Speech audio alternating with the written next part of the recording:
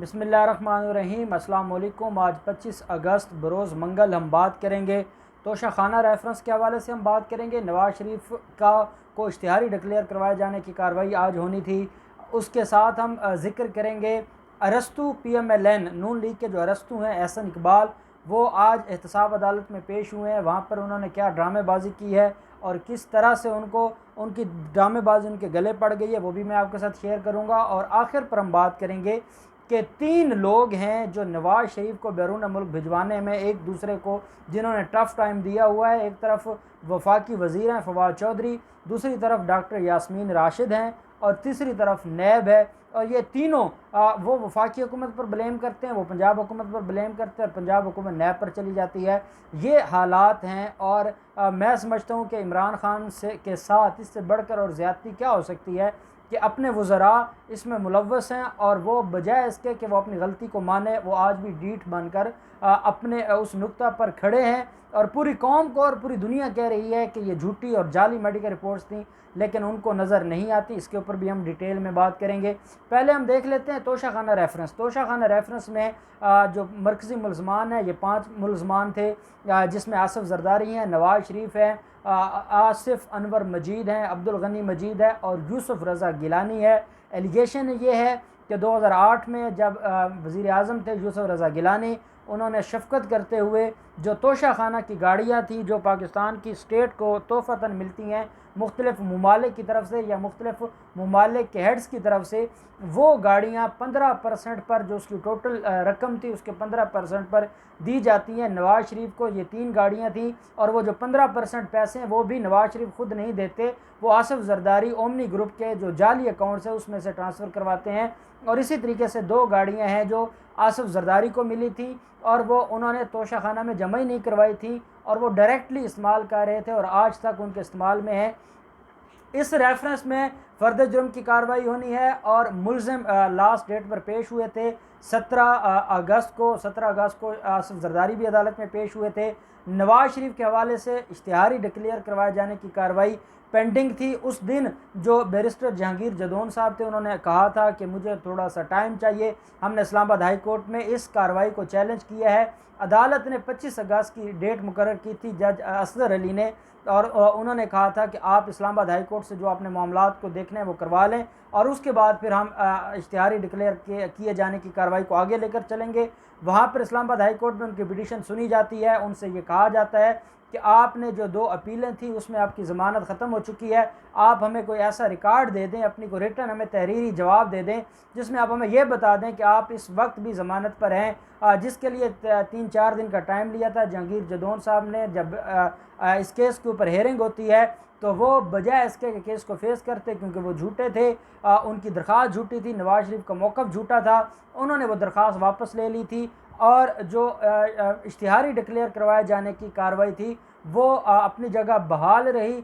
और वो जो रिलीफ़ लेने आए थे तोशाखाना रेफरेंस का, वो उस रिलीफ़ से नाकाम हो गए और उनकी वो दरख्वास्त देने की वजह से नवाज़ शरीफ का बैरून मुल्क जाना दोबारा से डिस्कस होने लग गया और वफाकी हुकूमत ने फ़ैसला कर लिया कि उसको हर हाल में वापस लाया जाएगा। और इस्लामाबाद हाई कोर्ट ने उनकी जो अपीलें थी उनको 1 सितंबर के लिए समाअत के लिए फ़िक्स कर लिया। आज समाअत होनी थी, लेकिन आज जो ऑनरेबल जज हैं एहतसाब अदालत के वो मौजूद नहीं थे। गर्मियों की छुट्टियां हैं तो ये जितने जजेस हैं ये छुट्टियां करते हैं। 3-3 हफ्ते की इनकी ड्यूटीज़ होती हैं। एक जज साहब 3 हफ्ते काम करते हैं और फिर उनकी छुट्टियां शुरू होती हैं। तो इस वक्त असगर अली साहब की छुट्टियां शुरू हो गई थी, आज वो मौजूद नहीं थे, इसलिए तोशाखाना रेफरेंस में नवाज़ शरीफ के ख़िलाफ़ कार्रवाई जो थी इश्तिहारी डिक्लेयर किए जाने की, क्योंकि नैब की तरफ से वो इश्तिहारी डिक्लेयर हो चुके हैं, अब ये कार्रवाई होनी है, इसके ऊपर ऑर्डर होना है अदालत का, एहतसाब अदालत का, और वो आज ना हो सका, जज अवेलेबल नहीं थे। और इसको भी जो नवाज़ शरीफ को इश्तिहारी डिक्लेयर करवाए जाने की कार्रवाई है इसको भी मुलतवी किया गया है 9 सितंबर तक। 9 सितंबर तक जो आसिफ जरदारी है उसके ऊपर फ़र्द जुर्म लगेगा और नवाज़ शरीफ को उस दिन इश्तिहारी डिक्लेयर किया जाएगा। ये तोशाखाना रेफरेंस की कार्रवाई थी। अब हम आ जाते हैं अरस्तु नून लीग, जिनको PMLN का अरस्तु समझा जाता है, एहसन इकबाल, उनके ख़िलाफ़ एक नारोवाल सिटी कम्प्लेक्स का केस चल रहा है और उसके अंदर एलिगेशन ये है कि नारोवाल में उन्होंने एक स्पोर्ट्स कम्प्लेक्स बनाया और जिसका जो तखमीना लगाया गया था उससे करोड़ों रुपए से ज़्यादा रकम खर्च की गई और जो उसका प्रोसीजर था उसके अप्रूवल का वो प्रोसीजर अडॉप्ट ना किया गया और पाकिस्तान के ख़जाने को बड़ा नुकसान पहुंचाया गया। ये एलिगेशन था। इसमें भी रेफरेंस फ़ाइल अभी नहीं हुआ। आज रेफरेंस फ़ाइल होने के लिए गए थे एहसन इकबाल अदालत में, एहतसाब अदालत में गए। एहतसाब अदालत में जब पहुंचते हैं तो कहते हैं कि मेरा केस आज बाहर जो लिस्ट लगी है, काज लिस्ट लगी है, उसके ऊपर केस नहीं लगा। अब या तो ये पागल है या ये बहुत ज़्यादा ओवर कॉन्फिडेंस है। क्या इसका अपने वकला से भी रब्ता नहीं था, या अपने वकला से रब्ता था तो वैसे ही एफिशिएंसी दिखाने के लिए वो आज अदालत पहुंच गया। जब अदालत जाते हैं तो अदालत का जो अमला है उनसे कहते हैं कि आज मेरा केस काज लिस्ट पर नहीं लगा। तो उन्होंने कहा कौन सा केस? तो कहते हैं जी कि मेरे खिलाफ जो नैब का केस है वो आज काज लिस्ट पर नहीं लगा, आज मेरी तारीख पेशी है। तो उन्होंने बताया कि आपकी तारीख पेशी आज 25 अगस्त को नहीं है, वो 26 अगस्त को है और आप एक दिन पहले आ गए हैं। तो कहते हैं मुझे गलती हुई है, मैं तो स्पेशल वहाँ से नारोवाल से आया हूँ और आज का केस मैंने सुबह मैं अर्ली सुबह वहाँ से निकला हूँ और मैंने तो बड़ी मेहनत की है और मैं यहाँ पर पहुँचा हूँ। तो उन्होंने कहा जी आपकी मेहनत में अब हमारा कोई कसूर नहीं है। अगर आपने गलत डेट अपने पास नोट की है या आपके वकला ने आपको गलत डेट बताई है या आप तारीख से एक दिन पहले आ गए हैं तो उसमें हमारा कोई कसूर नहीं है। कल इसके ऊपर कार्रवाई होगी और आपको दोबारा आना पड़ेगा। एहसन इकबाल कहते हैं कि मुझे जज साहब से मिलवा दें, मैं उनको रिक्वेस्ट कर दूं कि मैं आज आया था तो अब कल के लिए मुझे इस्तिस्ना दी जाए और मैं कल अदालत में पेश ना हूं। तो जो अमला था, जो रीडर थे अदालत के, उन्होंने कहा कि ऐसे नहीं होता, आप अपनी गलती से आ जाए हैं, हमारी लिस्टें चेक कर लें। लास्ट डेट ऑफ हियरिंग के बाद आज की कल की ही 26 अगस्त की तारीख इसमें मुकर्रर थी और आपने ये जो अपने पास नोट की हुई है या जो जिस ज़रिए से आपको ये इल्म हुआ है कि 25 अगस्त की तारीख है वो गलत है। अब आपको 26 अगस्त को दोबारा पेश होना पड़ेगा और आप पेश होंगे तो आगे कार्रवाई चलेगी, नहीं तो कार्रवाई आगे नहीं चलेगी और आपके खिलाफ फिर कोई ऑर्डर हो जाएगा।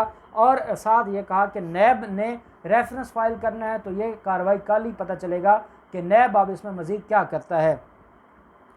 इसके साथ जो हम देख रहे हैं फवाद चौधरी आजकल बड़े एक्टिव हैं और फवाद चौधरी का पहले दिन से बड़ा एक पॉजिटिव एक इमेज है और वो ये कहते थे फवाद चौधरी कि जो कुछ नवाज शरीफ को बैरून मुल्क भिजवाया जा रहा है ये गलत है और इस तरीके से नहीं होना चाहिए। और वो पहले दिन से ये कह रहे थे कि जो उनको बैरून मुल्क भिजवाने की कार्रवाई चल रही है वो जाली है, वो मेडिकल रिपोर्ट्स जाली हैं और जिस तरीके से उनको बैरून मुल्क भिजवाया जा रहा है ये गलत है।